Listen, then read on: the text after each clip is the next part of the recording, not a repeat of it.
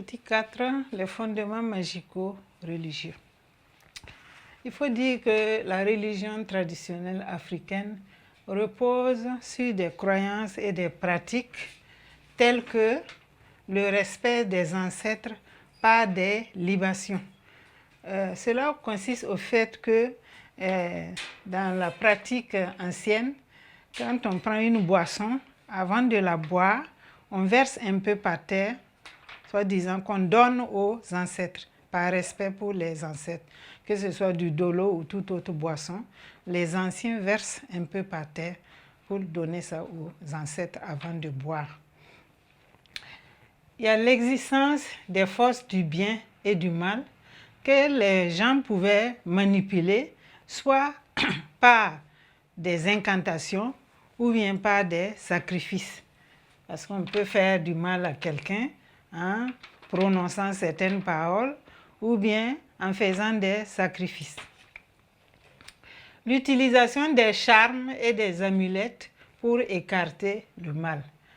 Donc, les gens portaient soit des bagues ou des bracelets ou encore des amulettes autour du cou ou autour des reins.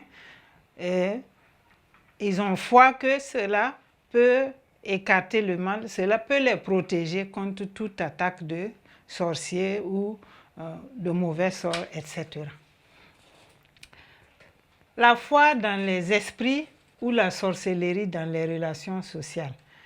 Oui, dans la société traditionnelle, on pense qu'il y a des esprits. Il y a des esprits dans la nature, dans la forêt, au niveau des collines. Et on croit aussi à l'existence de la sorcellerie. En ce qui concerne l'existence des esprits, il y a un auteur contemporain qui dit que, par exemple, les morts ne sont pas morts, ils sont dans l'eau, ils sont dans la clairière, ils sont dans la forêt.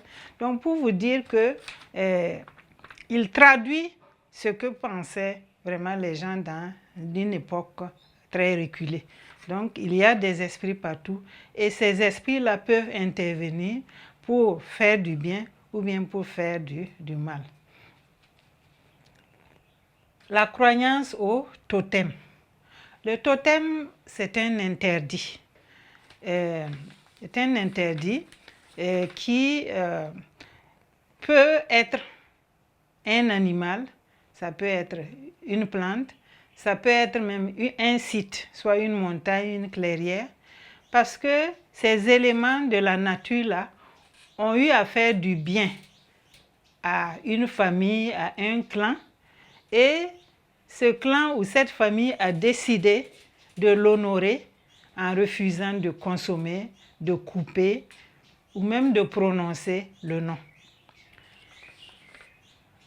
Donc, on peut prendre des exemples de totems au Burkina. Nous avons par exemple, j'ai oublié de citer les marigots. L'exemple que je vais prendre effectivement, c'est sur les marigots de Dafra, à Bobo-Dioulasso. Les silures ne sont pas consommées parce que certainement, ils ont eu à faire du bien à l'ethnie Bobo. Donc, les Bobos ne consomment pas les silures. Il y a bien d'autres exemples. Chez nous, par exemple, dans notre famille, on ne tue pas le boa parce que certainement le boa a eu à faire du bien aux ancêtres et ils ont, pour respecter, en guise de reconnaissance, ils ne tuent pas le boa. Donc voilà la description de quelques éléments des fondements magico-religieux dans les sociétés traditionnelles africaines. Petit 5 maintenant, nous passons aux fondements culturels traditionnels. Petit 5, les fondements.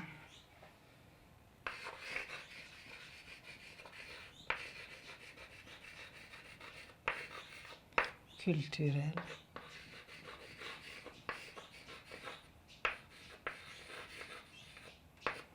Traditionnels.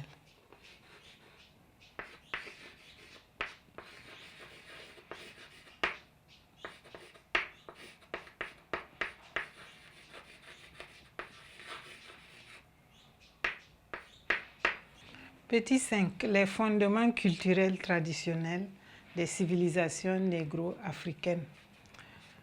On peut citer 3 éléments essentiels. Il y a la culture de l'oralité. Il faut dire que malgré l'existence d'une écriture égyptienne qui date de l'Antiquité, l'essentiel de la culture africaine est transmise par l'oralité, c'est-à-dire de bouche à oreille, de génération en génération. Aujourd'hui encore, il y a des littératures africaines qui subsistent par les contes, par les récits. Deuxièmement, il y a les découvertes scientifiques. La découverte des métaux, particulièrement la métallurgie du fer, date de la période du néolithique en Afrique. Et s'est répandue à d'autres régions à partir de l'Afrique. Il y a aussi la pharmacopée traditionnelle.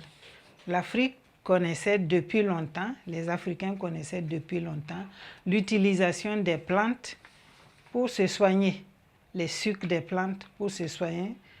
Donc, ça c'est une découverte fondamentale. C'est une culture purement africaine. Dans le domaine de l'art africain était inspiré de la religion. Dans l'Égypte antique, par exemple, on avait beaucoup d'œuvres d'art qui étaient inspirées de la religion. Parce que dans certaines œuvres d'art, il y avait des empreintes de la religion, par exemple les dieux. Sur les œuvres d'art, il y avait des dieux qui sont dessinés, les dieux égyptiens qui sont dessinés. Donc, tout cela montre que l'Afrique avait une certaine culture qui a été transmise et qui demeure vivace de nos jours. Après donc la description des éléments constitutifs des civilisations négro-africaines, nous passons au grand 2. Grand 2, les différentes mutations des civilisations négro-africaines.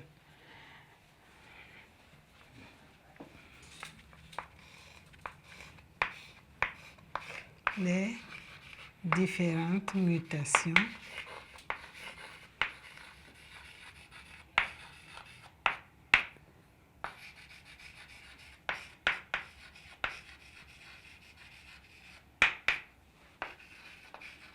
des civilisations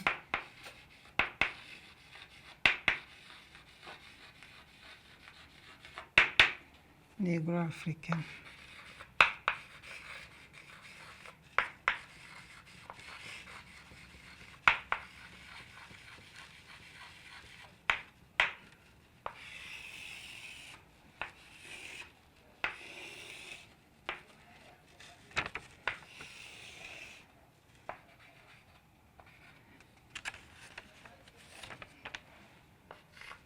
Petit 1, les facteurs de ces mutations.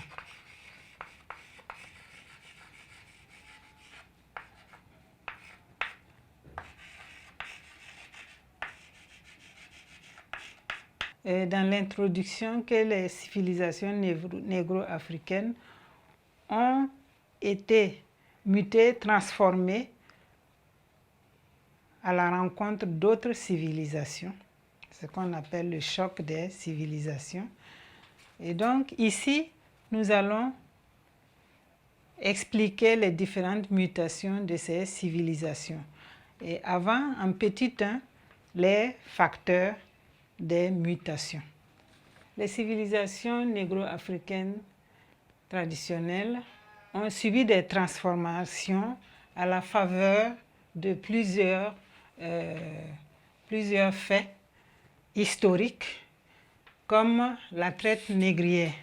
Nous savons que l'Afrique a subi la traite négrière du XVIe au XIXe siècle. Et cette traite négrière a entraîné, en tout cas, une modification des civilisations négro-africaines, en ce sens qu'il y a eu un apport étranger. Les Européens sont venus avec leur culture, Et donc, cette culture a progressivement pris place en Afrique. La colonisation. Après la traite négrière, le deuxième événement important qui a marqué l'Afrique, c'est la colonisation, qui commence au 19e siècle. La colonisation à travers des structures comme l'école, comme l'introduction de la monnaie, comme les recrutements militaires forcés, ont entraîné une déstabilisation des civilisations négro-africaines. Nous avons par exemple des valeurs africaines, les valeurs de solidarité, les valeurs de respect, l'esprit communautaire qui prévalait avant l'arrivée de la colonisation. Cet esprit-là a été progressivement détruit et à la place maintenant, c'est l'individualisme qui prévaut. Donc, sur ce point, on peut dire que la colonisation a été un grand facteur de mutation dans les sociétés traditionnelles africaines. L'introduction de l'islam et du christianisme. L'Afrique avait sa religion qui était l'animisme. Mais avec les conquêtes musulmanes, dans les mouvements almoravides du XIIe siècle, a introduit l'islam en Afrique.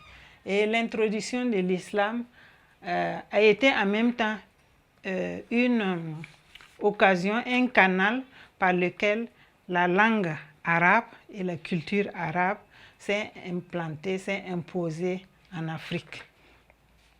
Parce que les Almoravides, ce sont des berbères, les Arabes berbères du Sahara occidental. Et donc, c'est eux qui ont, par la djihad, ont imposé l'islam en Afrique. Et dans cette conversion, ils ont aussi contribué à l'expansion de la culture arabe, de la langue arabe. Nous avons aussi une autre religion révélée qui est le christianisme. Elle existait en Afrique depuis les premiers siècles, mais elle a été surtout renforcée par la colonisation. Et donc, ce christianisme est venu aussi entraîner une conversion massive des Africains. Donc, il y a eu comme un abandon de la religion traditionnelle au profit des religions révélées, l'islam, le christianisme.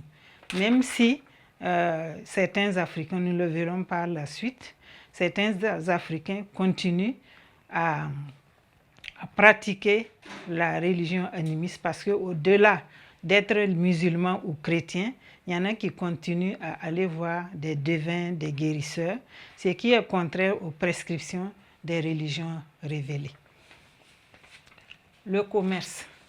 Sur les routes du commerce, surtout le commerce transsaharien, parce que les Arabes pratiquaient le commerce transsaharien, et donc le commerce a contribué à faire introduire la langue arabe en Afrique noire, et le commerce a contribué également à véhiculer certaines langues comme la langue djoula qui est devenue une langue commerciale en Afrique.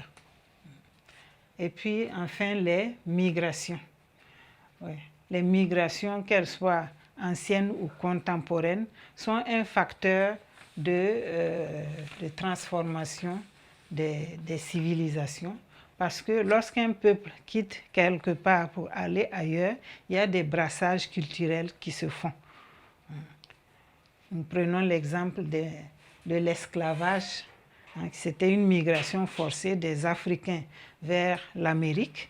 Et arrivés là-bas, les Africains ont apporté leur culture, leur religion. Et il y a eu un brassage entre les cultures africaines et les cultures américaines. Nous passons maintenant au petit 2.